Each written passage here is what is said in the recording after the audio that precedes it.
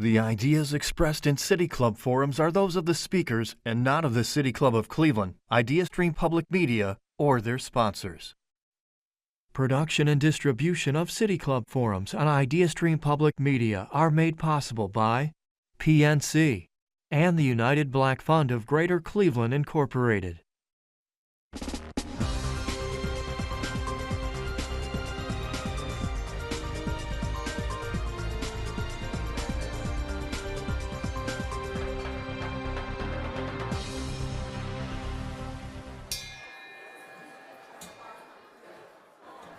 Good afternoon, and welcome to the City Club of Cleveland, where we are devoted to conversations of consequence that help democracy thrive.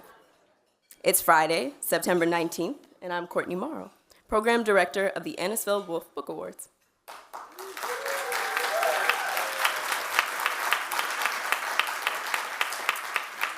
The Book Awards were founded in 1935 by poet and philanthropist Edith Anisfield Wolf to reflect her family's commitment to social justice. Administered by the Cleveland Foundation, the Anisfield Wolf Book Awards is proud to celebrate its 90th anniversary.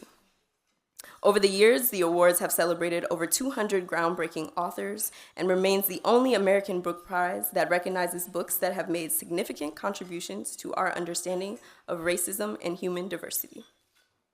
Today, we are honored to introduce today's forum featuring Jonathan D.S. Schroeder, literary historian and lecturer at the Rhode Island School of Design, and this year's award winner in nonfiction.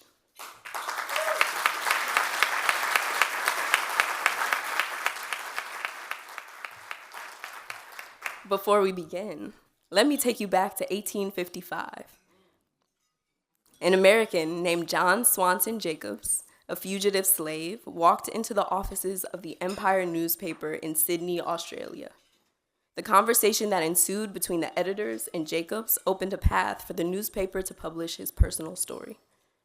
2 weeks later, Jacobs brought them a manuscript titled "The United States Governed by 600,000 Despots." This was not a typical slave narrative, and they published it. Then, for 169 years, this narrative was buried in a pile of newspapers in Australia. It was in 2016, in the midst of other research, when Jonathan Schroeder, our guest today, came across Jacobs' autobiography. Reproduced in full, this narrative highlights the significance of hearing a first-hand account of slavery, a narrative untampered with and unedited by white abolitionists, which has never been seen before. Also joining us on stage is Vincent Brown, the Charles Warren Professor of American History and Professor of African and African American Studies at Harvard University.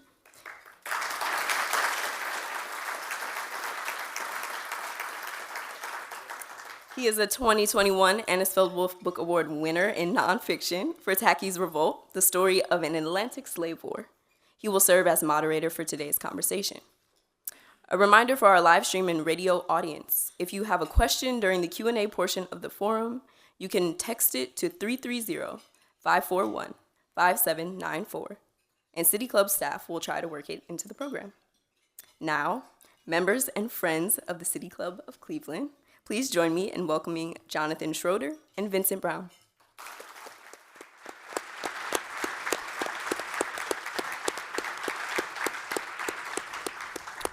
Turn our mics on, right? Do we have to turn our mics on? I think they're already on. Are they on? I think somebody in the control room turned them on for us. Magic. Full service, which is fantastic. I want to thank all of you for coming this afternoon to this talk.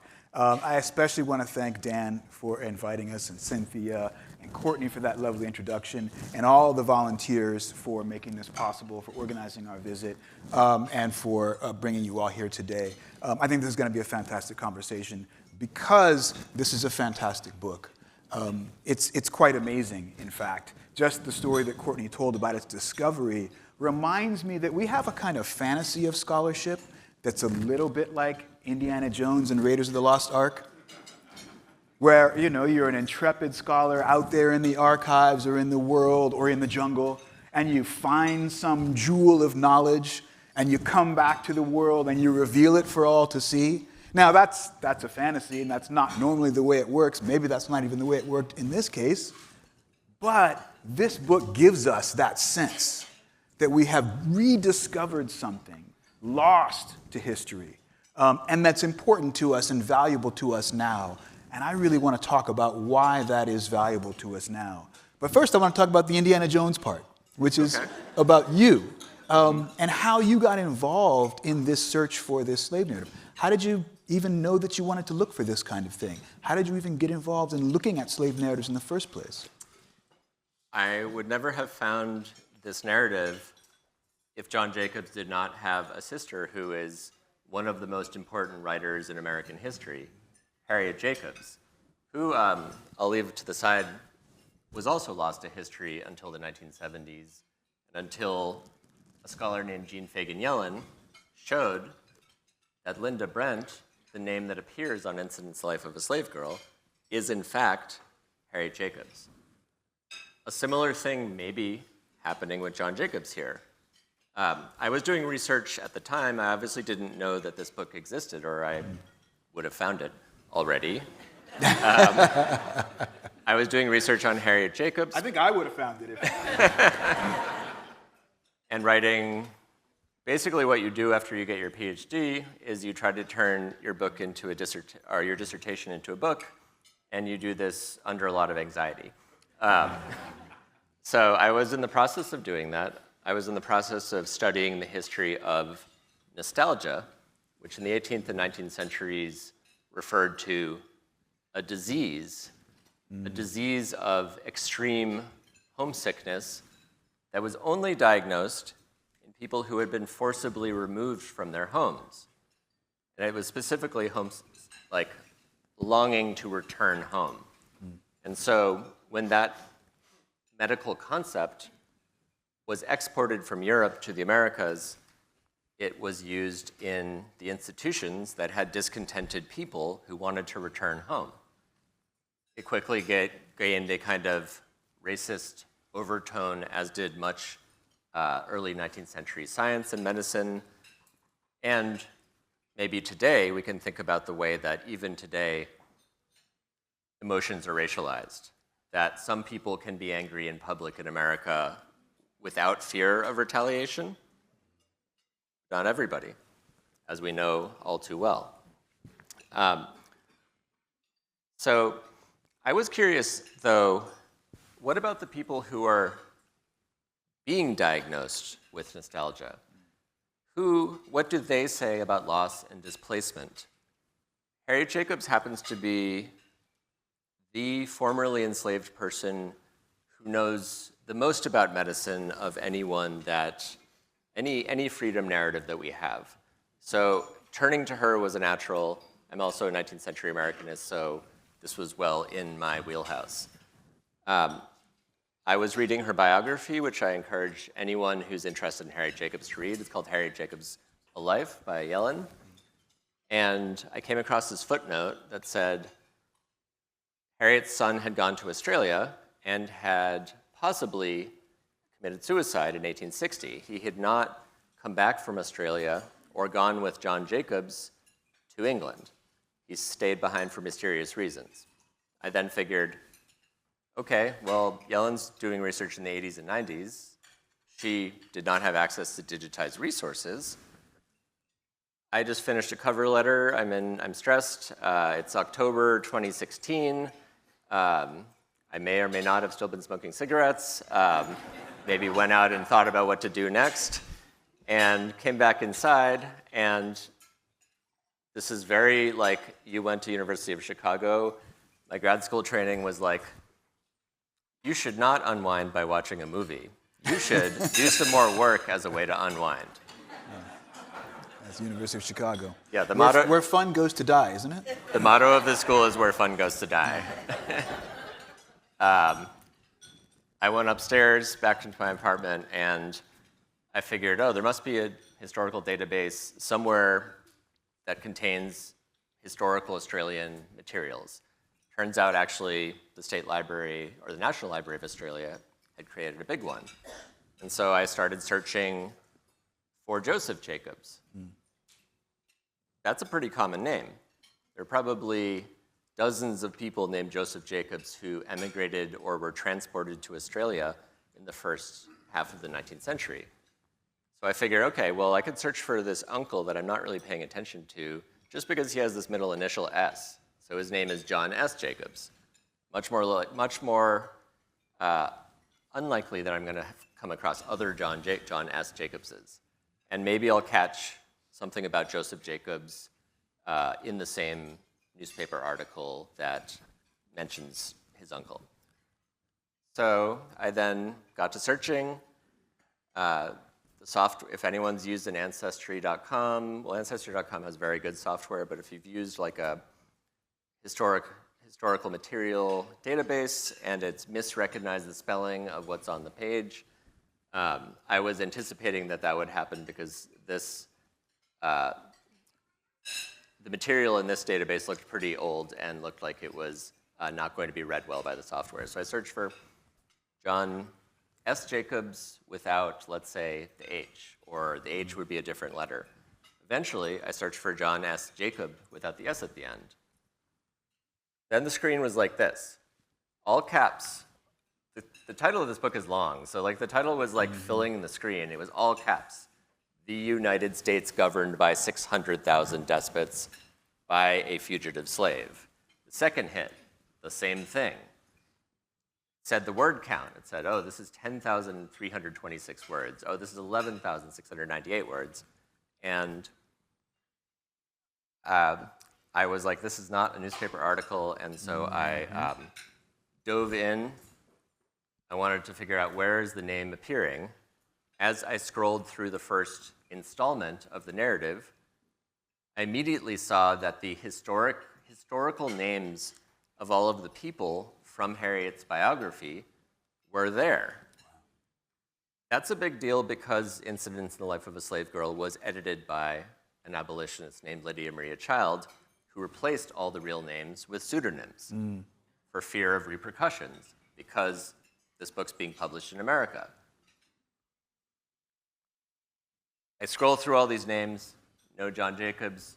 Then I get about 3/4 of the way through the first installment, and I come upon a note.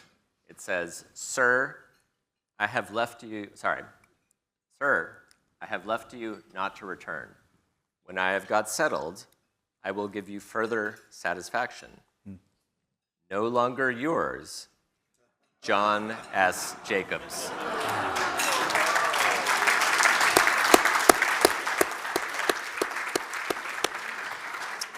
And there's a lot to be said about that note, but I'm going to stop there in the interest of time. Well, I think that's fantastic, and what a story. But I want to key off that "no longer yours" because he's gone, right? And he's not only somewhere in the north. He's not only in Rochester or Cleveland. He's in Australia, right? When he publishes this. So why is it different that he's published this in Australia? Like, what makes this narrative different than all of the others that we have? We have so many now, including that of Harriet Jacobs. Why is this distinctive, and what does that have to do with it being published in Australia? I mean, that's a really good question, and something that I wrestled with for a long time, particularly because I am a white editor and biographer who's discovered this text now. I have to figure out what is my responsibility to this text, and what is the history I'm inheriting? It's not a great history. In the 19th century, before emancipation, of the 100, 110 autobiographical, I'm not going to call them slave narratives because I think they're better called freedom narratives. They were almost all published under the supervision, we might call it gatekeeping today, of white abolitionists and publishers who believed, because they often ran the political organizations that were seeking to abolish slavery, they believed that they knew what was the right thing to say to abolish slavery. And so the one reason why these narratives are often so conventional, why they always begin with birth and end with the moment of escape, why they don't talk about ancestors, they don't talk about extended family, they don't talk about private life, romance, love, very much. in most cases those are off the table altogether, is probably because of this kind of invisible hand that is affecting and constraining Black autonomous self-expression. John Jacobs does not have to worry about any of this. He is in Australia, which is not only outside American law and the threat of American violence, it's also even outside of British humanitarian authority, because the British would also exert a similar influence over narratives that were published there, of which many were. Up to 30% of all known narratives were published in England. He's in Australia, which seems to be going through its own kind of moment of calling for independence, calling for democratic reform, for separation from the British. The newspaper he goes to, though it's called The Empire, which sounds like something from Star Wars, is an anti-slavery paper. They are republishing Emerson's lecture on slavery. They are serializing Uncle Tom's Cabin. That's not all they're publishing, but it's remarkable that that material makes it to a place that people who study African American history, literature, and culture almost never look. He publishes it in a newspaper. The editors say, we have scarcely altered a word other than to insert punctuation. And we can also believe them because a daily newspaper, there's not a lot of time to edit things. It's not like putting out a hardbound volume where you have as much time as you need sometimes. So he writes in an unfiltered way. He does not have that invisible hand dangling over him. And he writes with anger. He writes with anger that might dispel the kind of common assumption that rage and reason can't go together. They can. They can. This is in white-hot, incandescent analysis. And I'll stop with just one final thing, which I think is one of the most remarkable aspects of the narrative, which is it also, in the last quarter, stops being what we would think of as autobiography. It stops being autobiographical, and it's devoted to a 5,000-word critique of America's founding documents, the Constitution and the Declaration, and the Fugitive Slave Act. And it resembles nothing so much as one of the kind of texts of the Black radical tradition, David Walker's Appeal to the Colored Citizens of the World. That itself is incredible. The title is incredible. The title is something that he would not have been able to get away with if he was publishing in America or England. In fact, when he moves to England, he resubmits this book to a magazine, probably at the behest of a white abolitionist friend. Then he sets sail for Brazil, because he's a professional sailor by that time, as well as an abolitionist. And while he's gone, they retitle the narrative A True Tale of Slavery, cut the whole thing in half, take out anything angry, and they effectively defang it. It is like the Muzak version of the narrative. And that's because white abolitionists took it upon themselves to write the philosophy of abolition.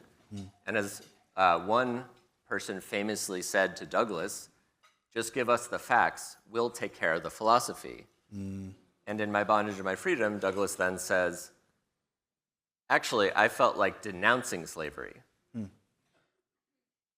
John Jacobs, Harriet Jacobs, Martin Delany, William Cooper Nell, they are all in Rochester in the 1840s at the same time. They are all devising new rhetorical ways of denouncing slavery, new ways of taking on board their own philosophy. And I think that's a good place to stop, to maybe go into the next question. Well, maybe we can pick that apart a little bit, which is that one of the things that characterize so many of the freedom narratives that we often call slave narratives is a kind of sentimentalism that, you're supposed to mobilize the facts of slavery to make people feel something about it, right? And the denunciation of slavery was supposed to come just from the revulsion that people felt of the way people were being treated. But you say that one of the things that's important about John Jacobs' narrative is that it refuses the sentimental objectification of black life in favor of a go-for-broke denunciation of slavery and the state, a style that radically rewrites the humanitarian contract between reader and text.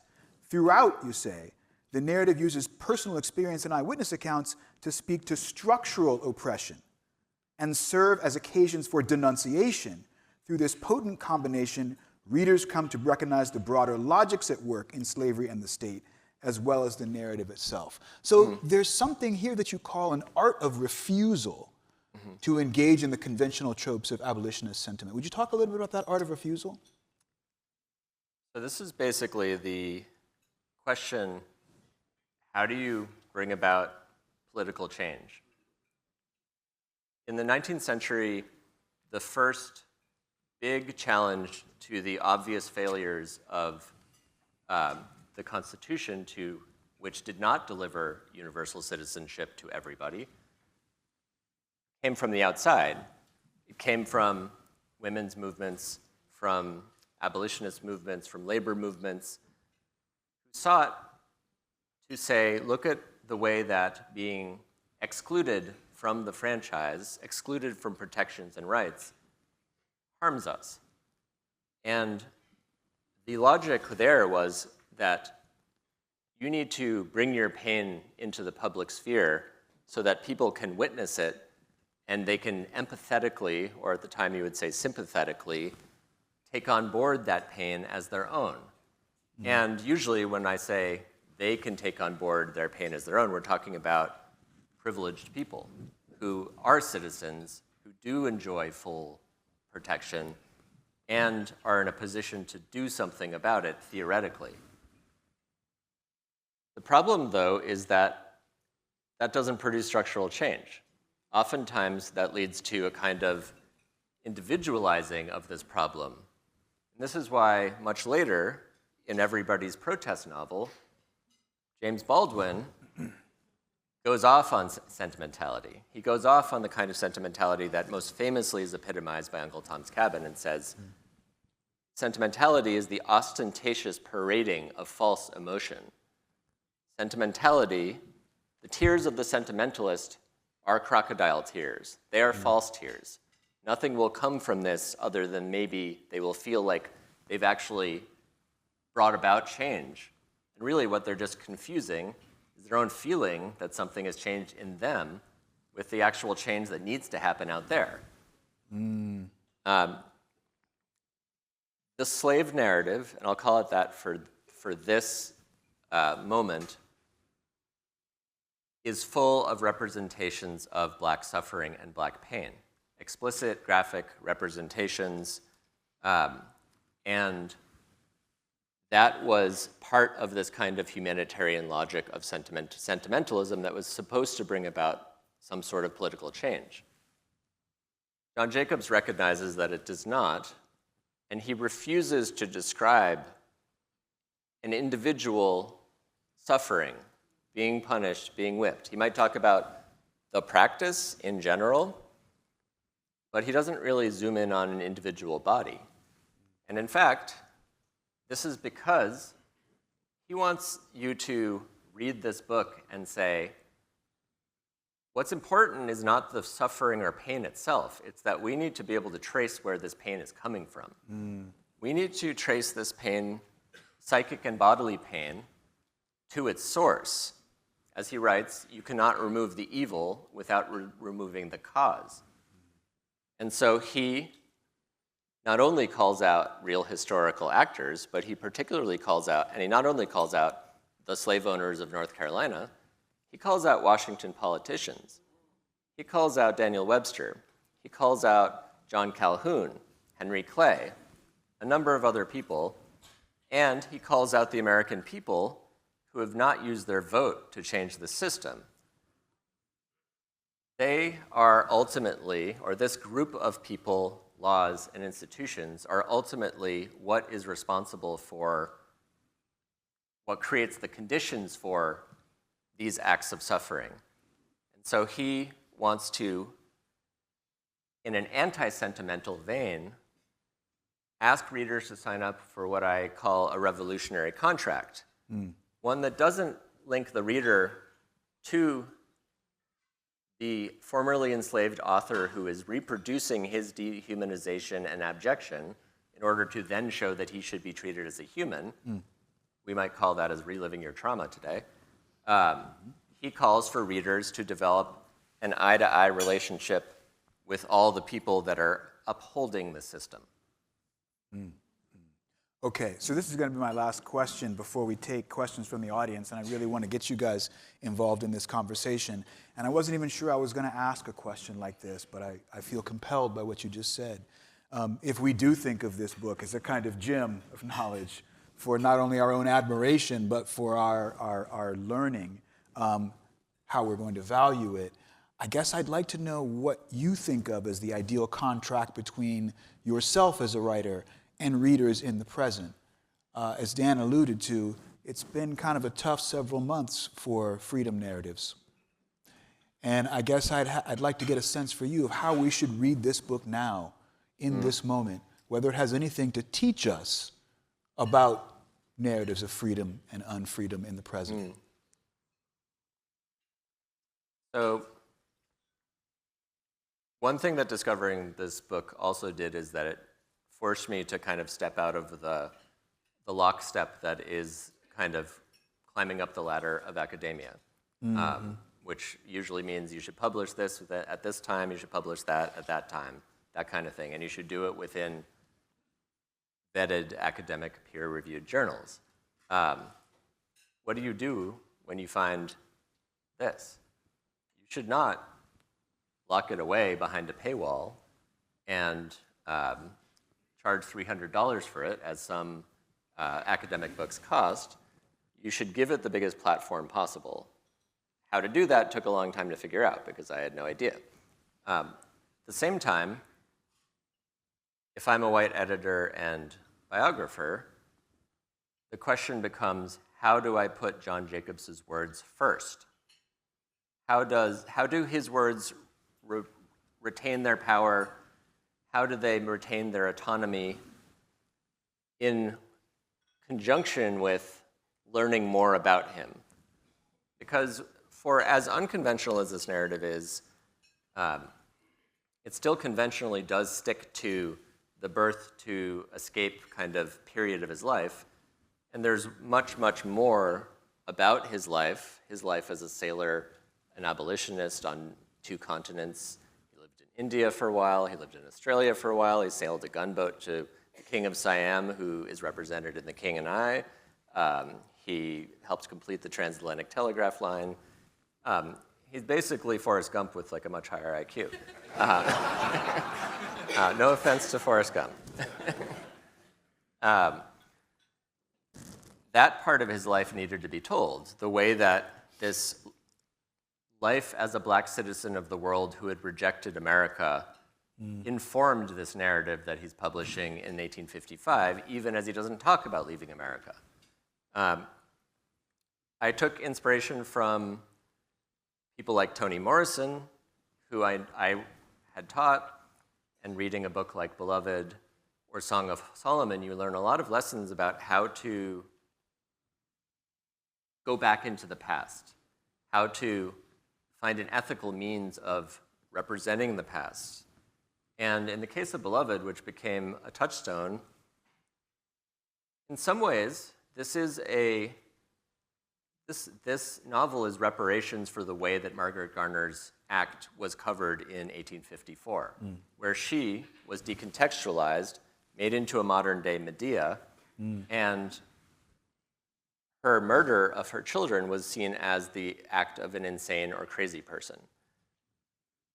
In Beloved, you learn all the reasons why this was the logical and rational choice, even if it is as terrible as it is and was.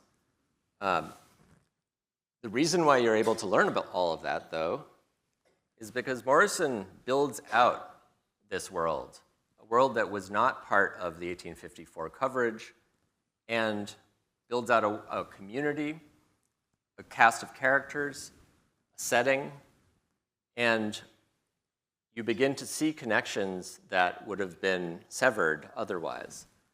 I kind of saw that that would be the role of biography, and I kind of started calling this book an auto/biography to remind myself that I'm always writing biography in the footsteps of this autobiography.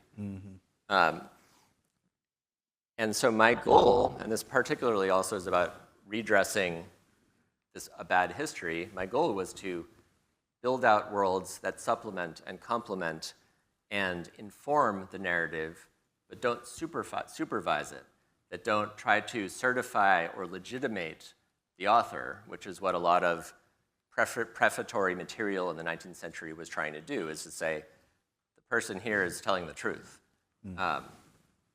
I did not want anything that smelled of a courtroom, that smelled of cross-examination, because clearly that is also ingrained in this kind of eyewitness testimony, this genre's history. Great, thanks.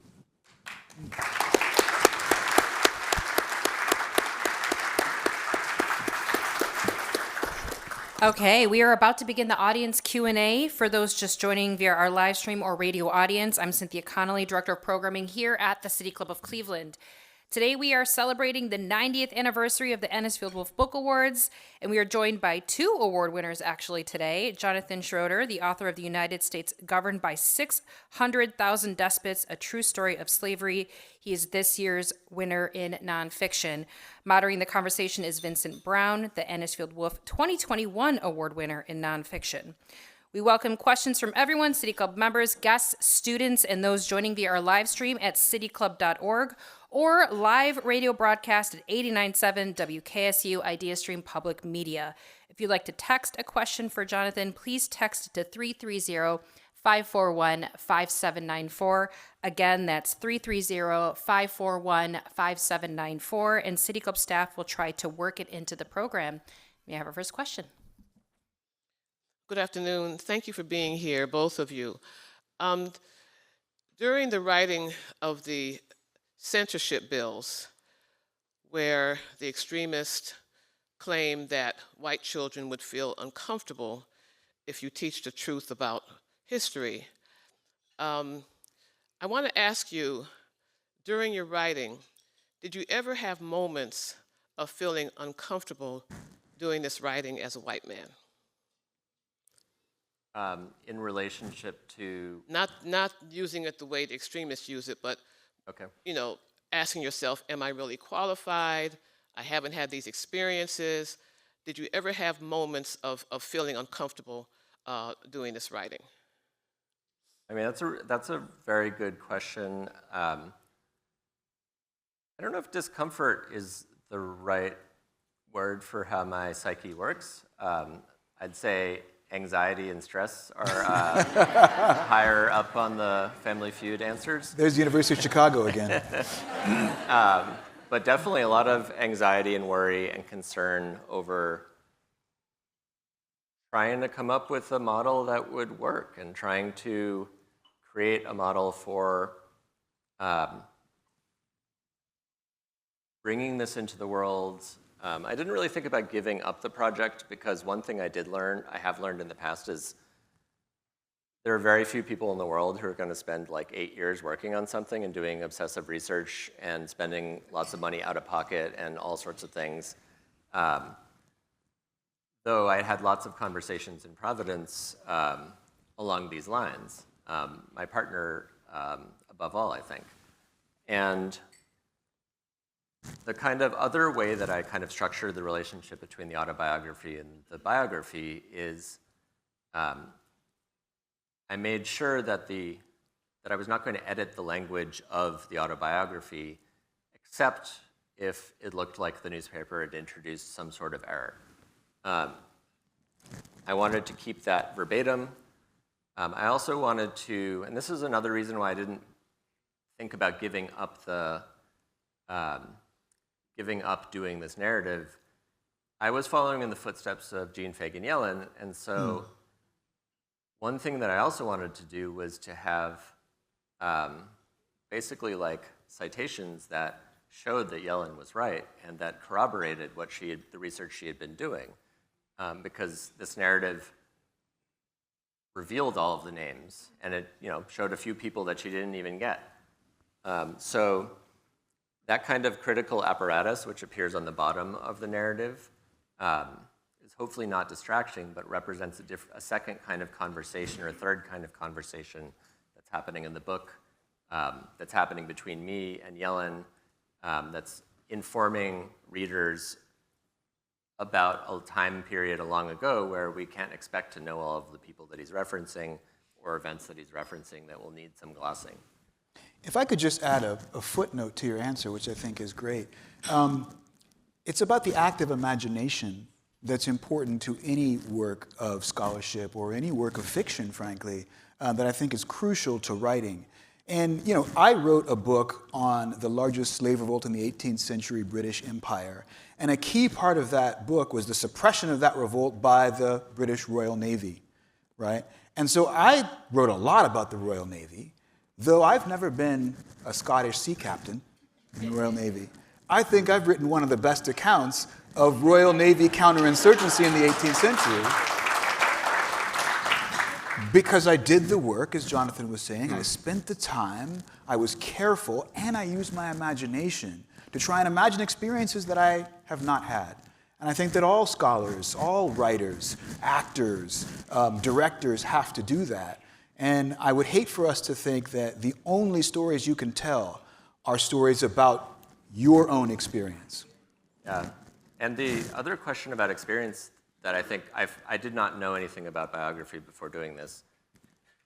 A lot of the records that tell us where and when John Jacobs was somewhere, they don't talk about anything he experienced. They're anonymous records that weren't built to record the humanity of someone like John Jacobs. They're basically just like the census. And so I could tell you the 35 ships that he was on between 1857 and 1872. I can't tell you what his experiences on board the ship were unless something happened that got recorded, which rarely happens. And so his experience is mostly coming through in the narrative, which I think the question then becomes, as a white biographer and editor, to what extent do I use that narrative and what it says and the problems that it thinks are important? Do I bring that into the biography? Do I let that shape the biography and shape the tone and the style of the book? Please. Good morning. Good morning. Morning. And thank you for a wonderful presentation. I intend to get this book as soon as possible. I hope it doesn't cost $300. You could buy a lot of books for a lot of copies for $300. Yeah. So And please do. one of the critiques of the freedom narratives written by men is the way women are represented in them. So I'm wondering, especially considering that Harriet Jacobs was his mother, how do you describe the representation of women in this freedom narrative? So what's kind of interesting about the narrative is how little of the plot of his life is narrated. We tend to think of autobiography as like you setting out the major key events and plot points of your life in order to say something about how you became the person you are. Not for Jacobs, and partly this is because he's refusing the logic of other freedom narratives. He actually reduces the account of his autobiographical experience to a minimum, experience here meaning like events, and that actually creates more space for him to critique slavery in this last section, but also to have you as the reader focus on his style, on his rhetoric. And so that rhetoric and that style, I think we should see as a performance of who he is. That style can be autobiographical. It can say who a person is at the very moment of writing and make you as the reader think, how did he get here? What did he have to overcome? What did he do himself? all those questions.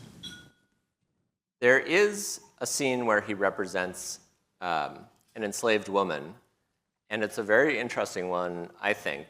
An enslaved woman named Agnes, who does get punished while she is pregnant, and yet he does not describe any part of her body except for a part of her back.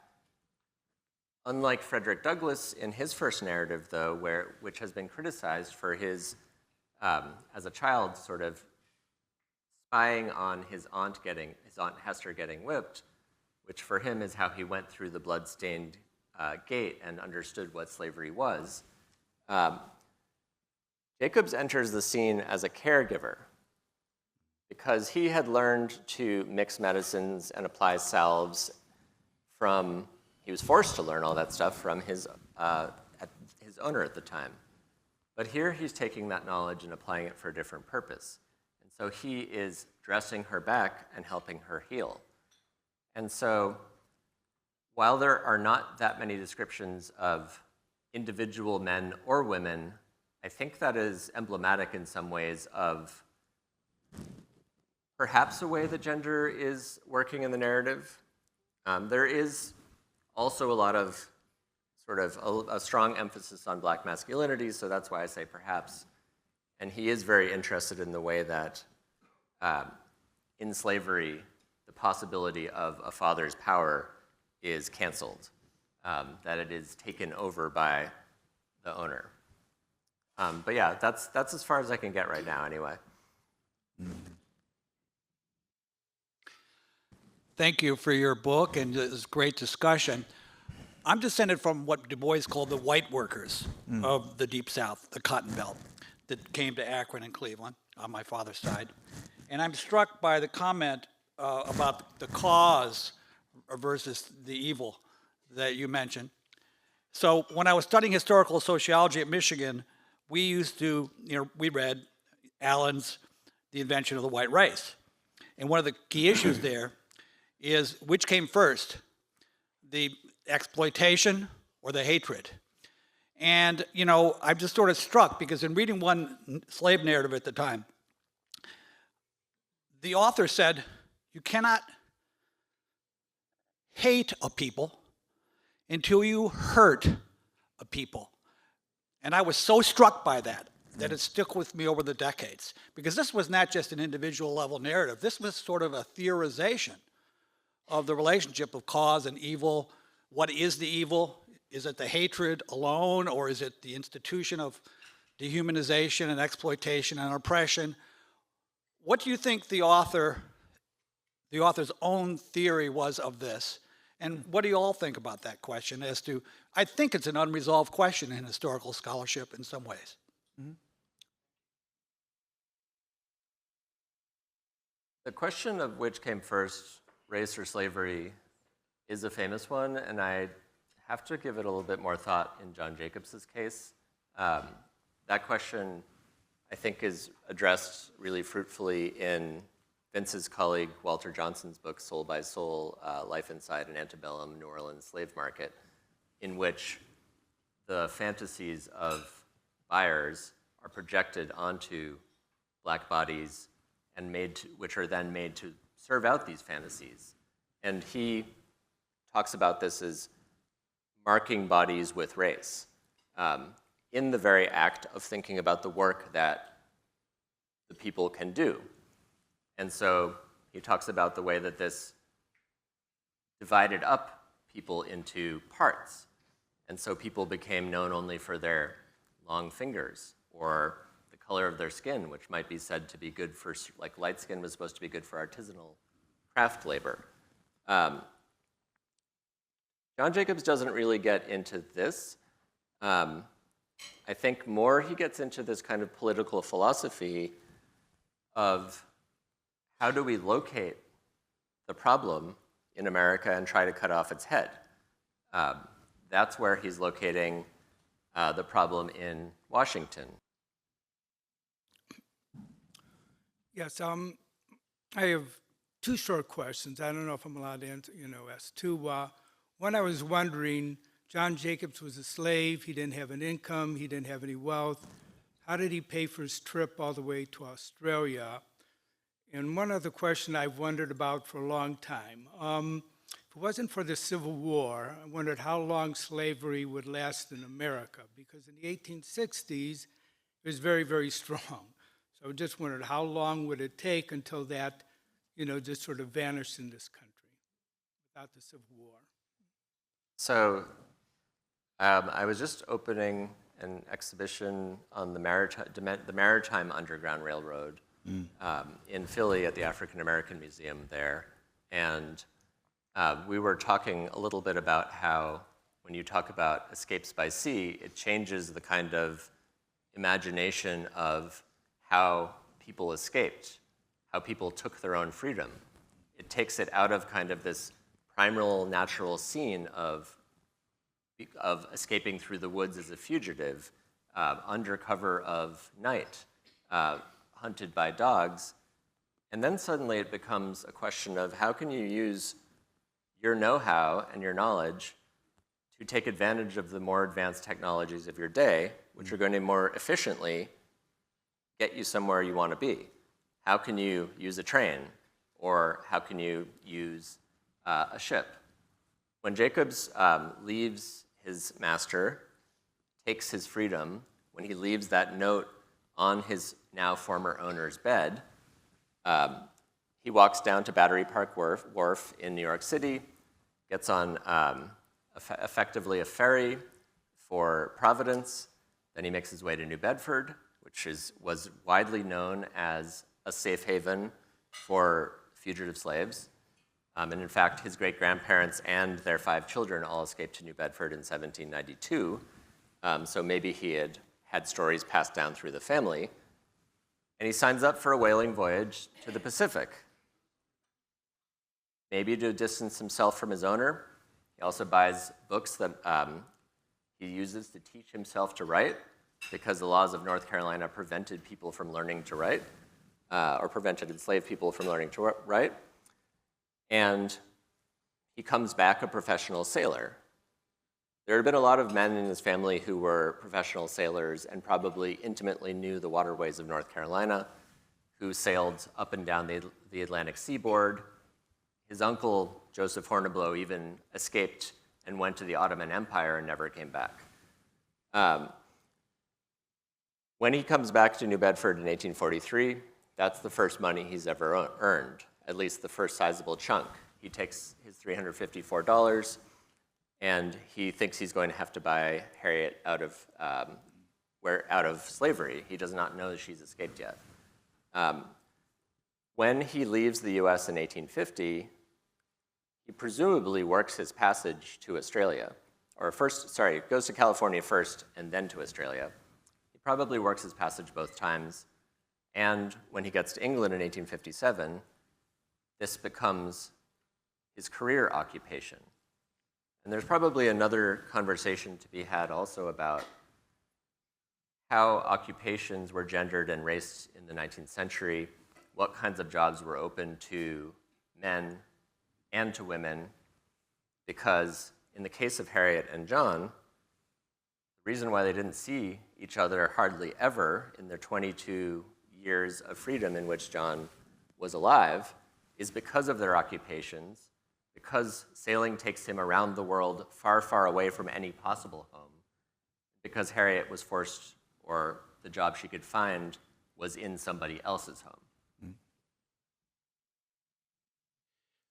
Thank you to both of you. I feel like we're looking at the canons of great literature of our time and Weather Vanes of Justice. And thank you, Cleveland Foundation and Isfield Wolf, for bringing the gods down to us mortals here at the City Club. I mean that sincerely as an English major. You guys are amazing. You both extracted something out of this fantastic work, and I felt our table murmur, and the room did as well, when you spoke about reason and rage. And I feel like you're talking about today. And I'm wondering if you could talk about that a little bit more in this context, and then where we are on Friday here in this place. Oh, wow. I appreciate you doubling down on this because I think I ignored the part of Vince's question earlier. And by appreciate, I mean, what am I going to say? No, I mean, the question of how you take your scholarship and bring it into the real world is a really important one. For me, getting the book the biggest platform possible was also about having these words in other people's mouths, heads, so that they could form their own opinions and takeaways from this book. That could manifest as taking political action, or perhaps it could lead to other outcomes. I don't know. And it's true. You see this title, and aside from the word despots, which is a little archaic, the rest of it is like, oh, who are they talking about today? Like, who are the 600,000 despots today? They may not own people, but they own things that, I don't know, maybe just as bad, or maybe whatever. They're creating the gross inequality that defines this nation right now, and that has only been increasing over the past 45 years. I think the thing that would be hard to take from Jacobs into the present is that we always expect that these kinds of righteous critiques of America will lead to a prescription about what to do, how to fix America. The scholar Sack Van Berkovich says there's a long tradition of this called the Jeremiad, the kind of screed in which you call for America to recommit to its founding promise. John Jacobs doesn't do that. He does not say, oh, America can be fixed, let me show you the way. He is gone. He says, if the American flag is going to wave over freedom, then I will come back and I'm willing to be sacrificed on that altar. But if it must wave over the slave with his chains and fetters clanking, let me breathe the free air of another land and die a man and not a chattel. He brings up a question that maybe we should be asking today, even though it's a controversial one, which is, why are we holding on to what are we holding on to about the nation right now that we want to save? Or what would it mean to detach from whatever toxic fantasy we're probably holding on to? And what would it mean to leave? What does it mean to seek freedom in another country and to give up on American exceptionalism, which continues to promise that this is the only place where this can happen? That might be part of John Jacobs' legacy. One of the sources of that rage also is a moral horizon that comes from the reading of Christianity. And you see that throughout of a lot of these freedom narratives, right? Which is the idea that slaveholders have turned their backs, have disavowed the example of Christ in owning other human beings, and gone selectively through the sacred texts to find justifications for their power. And one of the things I think he does do, even if, the founding principles of the United States are not that moral horizon, right? The rage does come from the idea that these people should be held accountable to some higher authority. And you see that running through David Walker's text, you see that running through Frederick Douglass. And I think one of the things we don't talk enough about in these freedom narratives is the importance of a particular reading of Christianity as a route to liberation. So there's a kind of liberation theology that you can find in these freedom narratives that I don't think we have really fully teased out and we really contend with as much as we ought to. John Jacobs.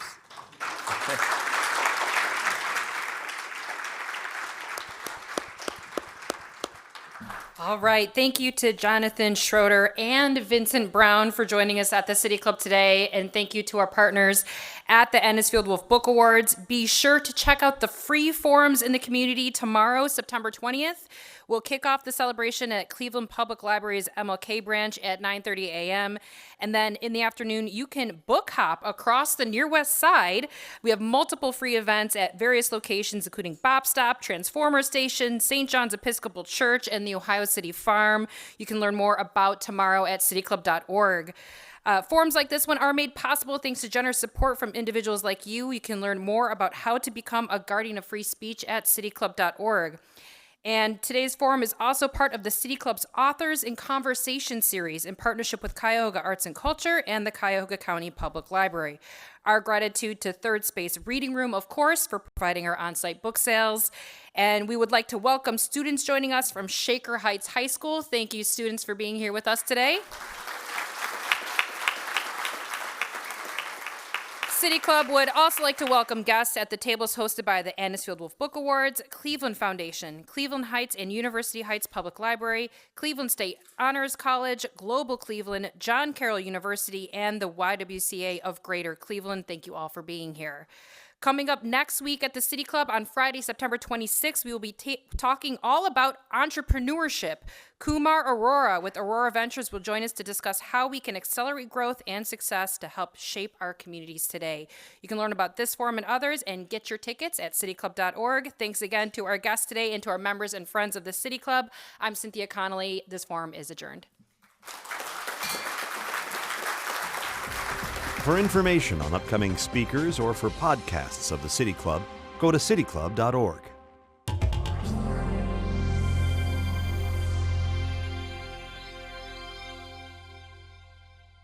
The ideas expressed in City Club forums are those of the speakers and not of the City Club of Cleveland, IdeaStream Public Media, or their sponsors.